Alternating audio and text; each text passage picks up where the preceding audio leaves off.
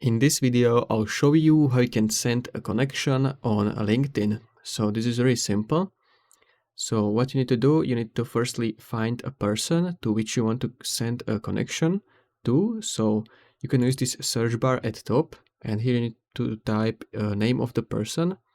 So let's say this guy, and then you can choose from those search results, or you can see all results. So let's say I'm going to click on this.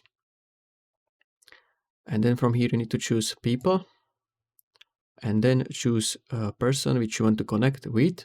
So I'm going to choose this guy. And then what you need to do, you need to click on this more button and then click on this connect. Then you can send your connection with a note, or you can send it without a note.